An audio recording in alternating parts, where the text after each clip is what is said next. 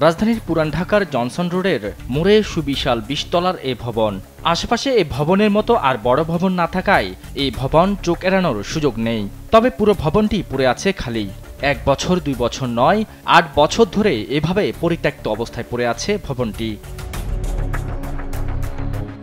ঢাকা জেলা পরিষদ টাওয়ার নামে এই ভবন নির্মাণ করেছে ঢাকা জেলা পরিষদ।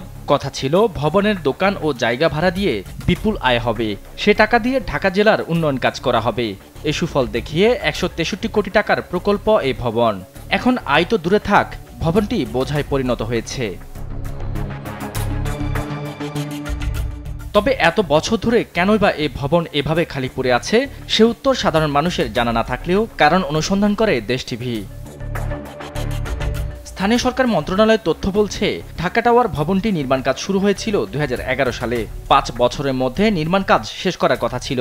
অনিয়মের অভিযোগে ২০১৬ সালে এসে বিল আটকে দেয় স্থানীয় সরকার মন্ত্রণালয়। মূলত তখনই প্রকল্পের কাজ বন্ধ হয়ে যায়। খোঁজ নিয়ে জানা যায়, এত বড় একটি ভবনের ছিল না রাজুকের অনুমোদন। গায়েব হয়ে গেছে ভবনের নথিও। এমন ঘটনায় তখন কোনো মামলা বা জিডি হয়নি। নথি গায়েবের বিষয়টি স্বীকার করেন ঢাকা জেলা পরিষদের চেয়ারম্যানও। তবে কারা এর সাথে জড়িত, এ নিয়ে অনেকটা নিজের গা বাছান এই চেয়ারম্যান। আমি মন্ত্রী সচিব সবার সাথে যোগাযোগ করছি। জেলা পরিষদের নিজস্ব জায়গায় টাওয়ার, শত শত টাকার রেভিনিউ আসবে, হাজার হাজার মানুষের কর্মসংস্থান হবে, কিন্তু এটার কোনো ডকুমেন্ট আমি জেলা পরিষদে দায়িত্ব পাওয়ার পর আমি পাই। ভবনটি নির্মাণের ঠিকাদার তমা কনস্ট্রাকশন। তাদের অফিসে গিয়েও পাওয়া যায়নি এর কোনো নথিপত্র। তবে প্রতিষ্ঠানটির কর্ণধার পুরো দায় বর্তান জেলা পরিষদের ওপর।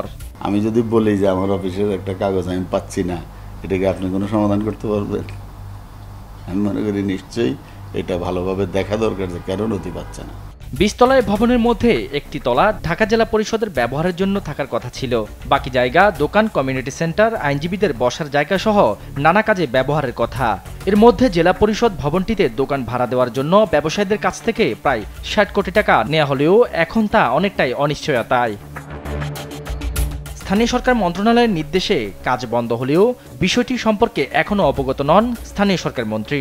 আসলে এটা নিয়ে আমি অবহিত নই এই মুহূর্তে, আমি জেনে তারপর বলবো। ঢাকা জেলা পরিষদের ভবন নির্মাণ প্রকল্পটি এভাবে পড়ে থাকাকে রাষ্ট্রীয় সম্পদ অপচয়ের বড় দৃষ্টান্ত বলে মন্তব্য করেন টিআইবির নির্বাহী পরিচালক। প্রকল্পের নামে এই ধরনের যে বিশাল সম্পদ ব্যয়িত হয়, সেখানে তার একদিক থেকে হচ্ছে তার উদ্দেশ্য যেটা, সেটা যেরকম অর্জন থেকে আমরা বঞ্চিত হই, অন্যদিক থেকে জনগণের অর্থের অপচয় হয় এবং এর মাঝখান থেকে কিন্তু এক শ্রেণীর অসাধু কর্মকর্তা কর্মচারীর পাশাপাশি যারা ভেন্ডার্স, যারা এই ধরনের কনস্ট্রাকশন কাজে, নির্মাণ কাজে জড়িত, তাদের একটা সুবিধা অর্জনের, মুনাফা অর্জনের সুযোগ হয়ে দাঁড়ায়। অনিয়ম ধামাচাপা দেওয়ার জন্যই নথি সরিয়ে ফেলার ঘটনা ঘটেছে বলে ধারণা করছেন টিআইবির নির্বাহী পরিচালক। শাহাদাত নিশাদ, দেশ টিভি, ঢাকা।